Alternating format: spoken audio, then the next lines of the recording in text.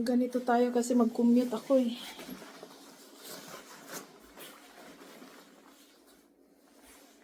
Tayo mag-commute.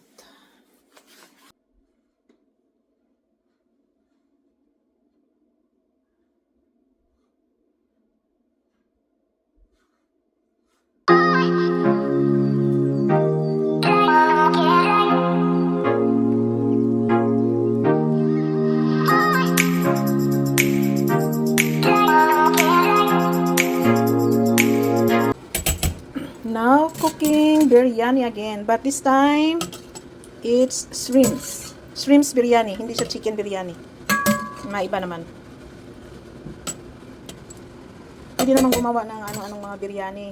Fish biryani, pero parang hindi ako confident doon sa fish biryani kasi baka malansa.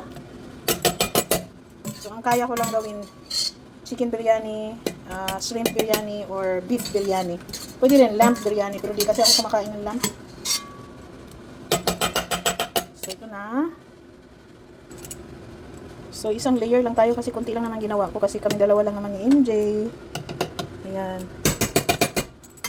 Lutuin na natin. So just wait until it cook. So maybe 45 minutes.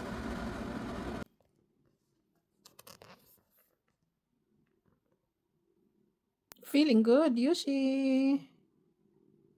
Pag feel good si Yushi, ganyan ginagawa niya, nagmamassage. Dapat massage mo likod ko, Yushi. Ha? Yushi. Yushi! Do you hear me, Yushi? Hey, Yushi.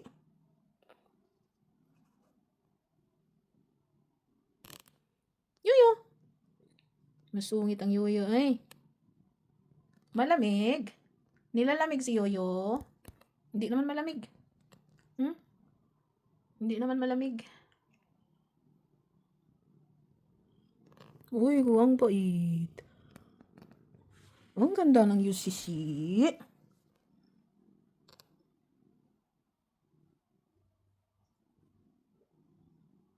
Si Yoshi, pag dyan, nagmamassage. Si Yoyo, wala lang. Ganyan lang. Ganyan lang si Yoyo. Yoyo. Feeling comfortable. Mainit kasi yung kumot. Uy. Uy, anong gawa mo dyan? Mahulog ka na, uy. Na, ingkat-kat na pa ng isa. Uy, panganaog mo dia. Kamu gitu ron. Naog, naog. Naog. Ang yuyo. Wala, mahulog juga da ron. Ah? Pura buyag naman ang yuyo. Ay, masyallah. Ang yuyo, masyallah. Uy! Yuyo. Ang ambisyosong yuyo. Ang ambisyosong yuyo. Ha?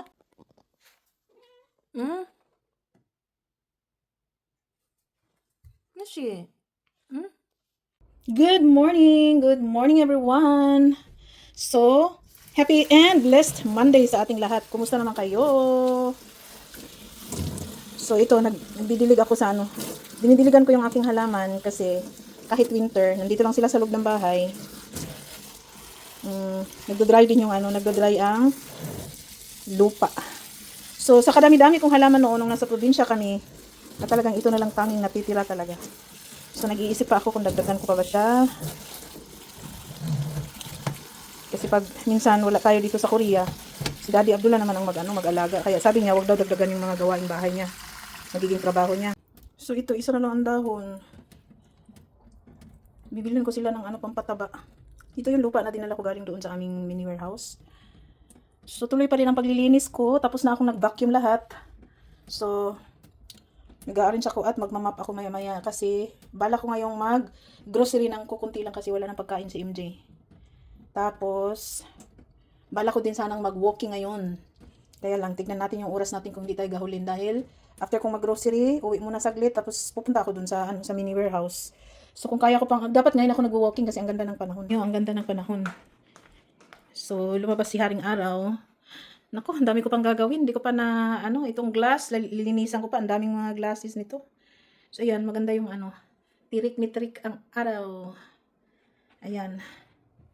So, nakapagplansya na ako kagabi. At saka, nakapagligpit-ligpit na rin tayo ng konti. Yung room namin, hindi ko pa nalinisan. Vacuum ko, tapos imap ko siya.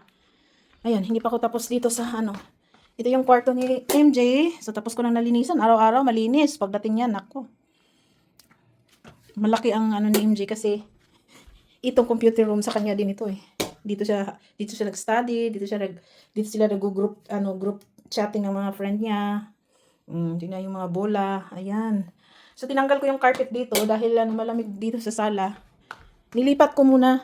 Pero may na-discover ako diyan sa malapit lang, nagbebenta pala ng factory ng carpet at saka yung mga comforter. Gusto ko nga pumunta. Diyan lang oh. Sa likod ng building na 'yan, sa harap nandiyan lang yung factory. So mamaya tignan ko kung kakayanin. Mag-explore muna ako dahil wala naman si Daddy Abdullah. So parating na rin yun si Daddy Abdullah siguro maybe this weekend or maybe next week. Darating na yun siya inshallah. Hello guys. Patuloy ang ating paglilinis.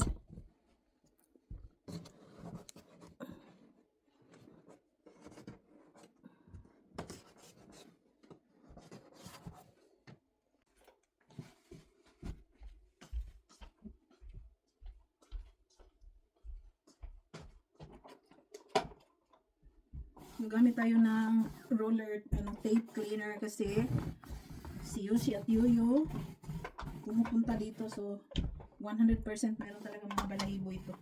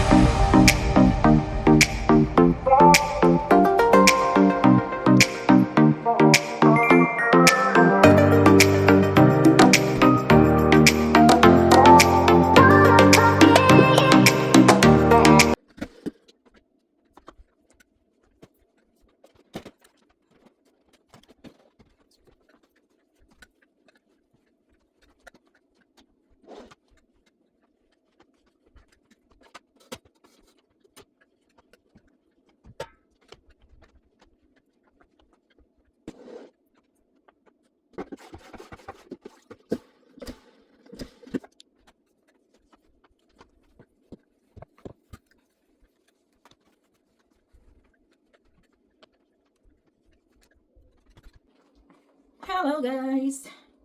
So mag-grocery ako ng kunti lang. Kailangan namin ni MJ. Kasi pauwi naman na si Daddy Abdullah. Tinawagan pala akong Daddy Abdullah, wag daw pumunta doon sa bodega. Kasi mayroong pupunta doon na inutusan niya, mga lalaki. So hindi mo na ako pupunta doon. Pero yung office, close lang yung office. Nandito sa akin yung susi. So okay lang. So see you later! Okay na ito.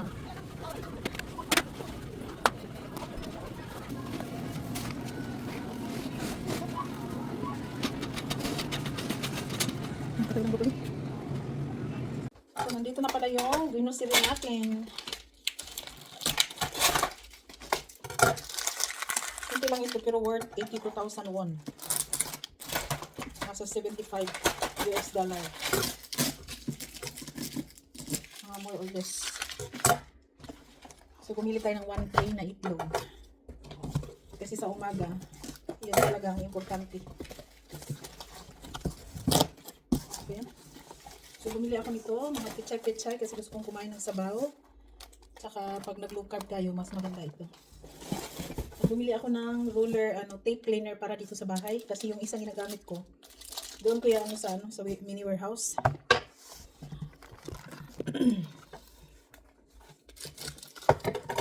Actually, mayroong isa doon. Si Daddy Abdul kasi kung pati apron ko nga, di ko na mahanap. Tinago nila ngayon, hindi na mahanap. Magaling magtago talaga yung si Daddy Abdul. Kasi sobrang galing. Hindi na niya mahanap yung mga tinatago niya. Tapos ako ngayon ang hinahanapan. Diba?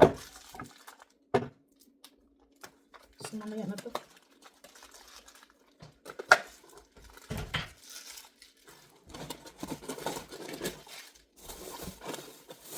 Tayong dalawang broccoli. Baka maano yung itlog. Yung itlog. Broccoli, pechay, cucumber, tatlo. Garlic. Ito yung garlic. Meron akong buong garlic dyan, pero bumili din ako ng ganito. Wala tayong Milo, kaya ito na lang muna binili ko para kay MJ. At meron akong malagkit, chapsal, glutinous rice kasi magbiko ako. Namis na daw ni MJ ang biko. We have eggplant. We have potato again. Maksaya talaga kami dito sa potato. Maksaya sa pamilya. And meron tayong milk. Meron tayong pang, scratch bright ba tawag na. Papalitan ko na yung ng pinggan namin. At meron tayong tuna.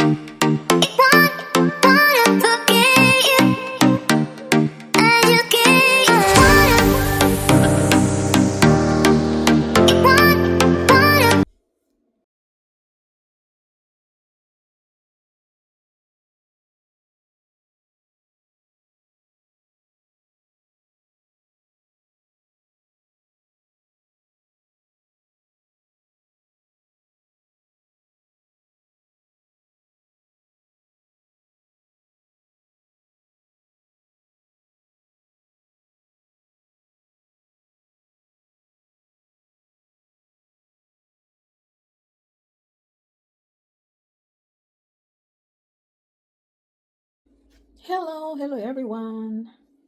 So it's already 1 o'clock. It's Tuesday, December 23. So alis muna tayo. Punta muna tayo doon sa aming Samahan niyo ako, punta ako doon sa mini warehouse. Mag-check lang ako ng kasi naka-on yung ibang heater doon dahil baka mag-frozen yung water at saka nandun yung ating mga alaga. So medyo lamig-lamig ngayon dahil negative ang weather natin. So para sure ito na yung susuotin natin. Oh Lord, ang bigat nito. Mabigat talaga ang mga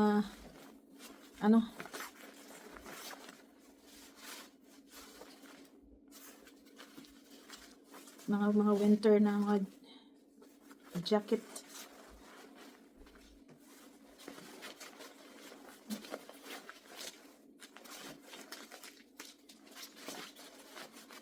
Minsan yung mga jacket merong mga barya-baryang natitira sa sa bulsa.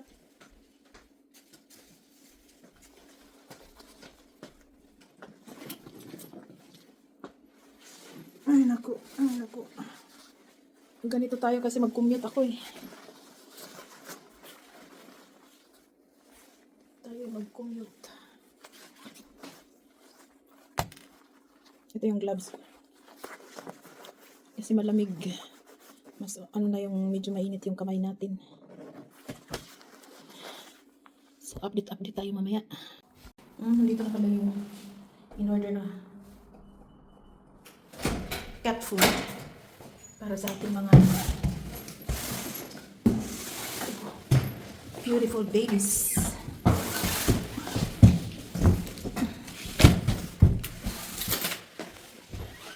Balik ko na lang mamaya. Yan, the weather is gloomy. So mag-i-snow daw mamayang gabi. According to the weather forecast. 80% to 90%. So talagang mag-i-snow siya. Yan, tawid tayo dyan. Pero red pa. Hintayin muna natin na maging green. Andyan lang sa harap yung bus stop. Nag-umpisa na yung ulan. Hintay muna tayo ng mga 10 minutes. Hindi ko nabutan yung nakalis na pala yung bus. So upo muna ako dito. Nag-start na pala yung yung ulan pero parang snow. So ito yung upuan natin, siya, heater. May heater yan, mainit siya. So okay na nauupo dyan. Dyan sa harap yung bahay natin.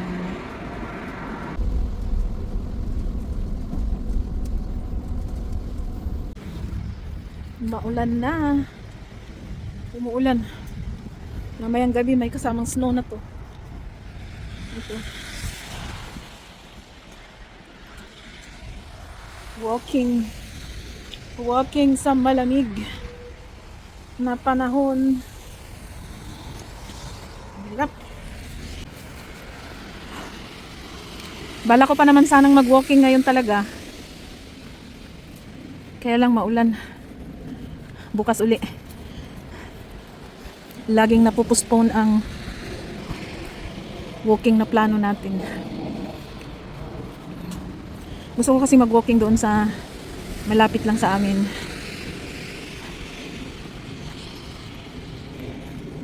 So bala kung magkahapon maganda yung weather kahapon, kaya lang busy ako eh.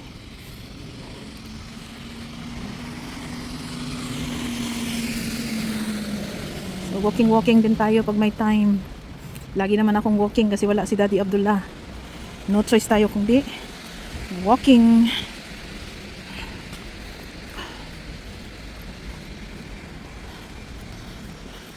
Mag-exercise na din siguro ako dito pag maganda yung weather. Ayan.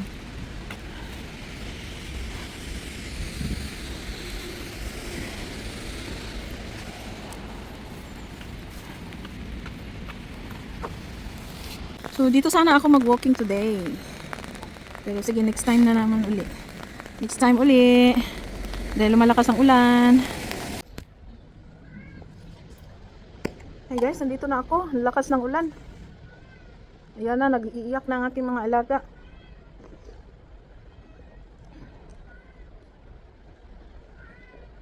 Baon pala ako ng ng cloves, ginger at saka cinnamon tea. Mainit-init kasi malamig sa labas.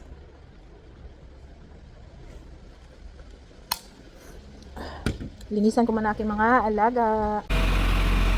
I-start natin ang car.